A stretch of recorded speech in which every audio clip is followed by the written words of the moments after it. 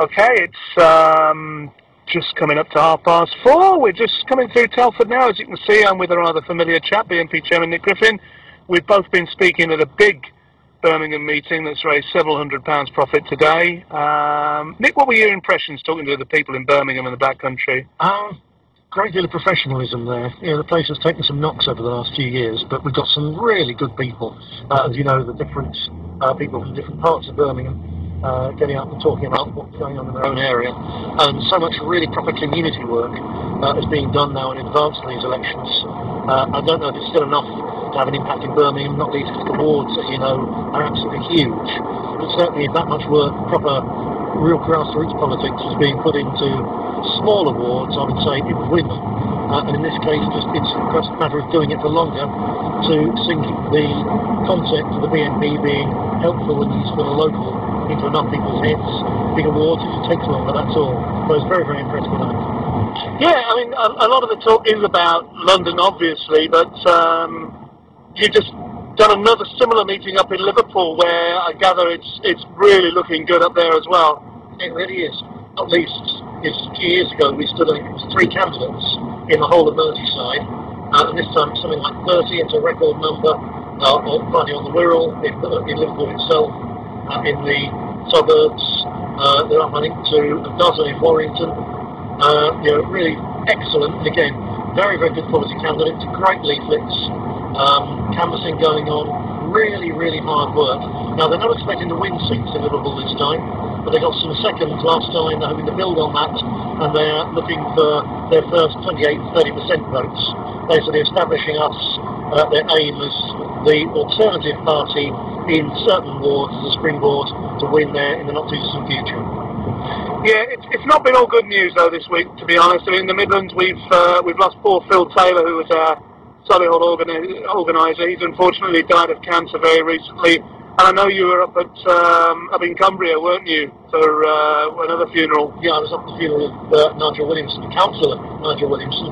It's our first councillor in Cumbria, which is a big achievement in itself. He was, as you know, Simon, one of our security chaps. He was with you and me and others down in Oxford, at the Oxford Union. He was actually there in the building with us.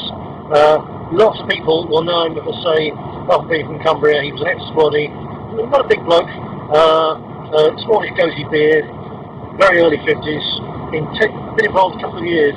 Fantastic level of work he put in that sort of space of time. We've made friends all over the country in that space of time.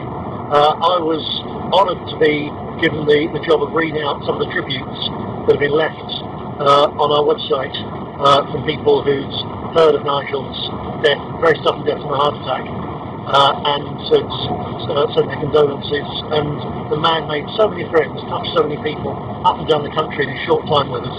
It really is an absolute tragedy.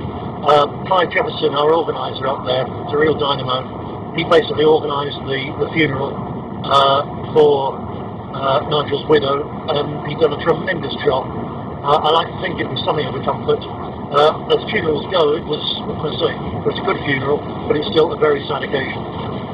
Yeah, it is sad. And speaking of Phil in Solihull, he was a quiet guy. He just got on with it. He loved his fishing.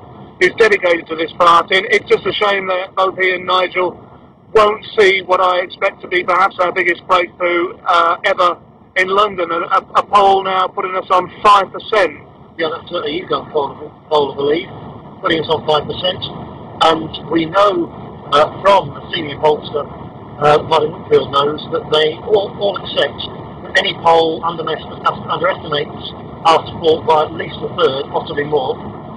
So I think we're looking there at 7.5–8%. Our campaign material is still going out.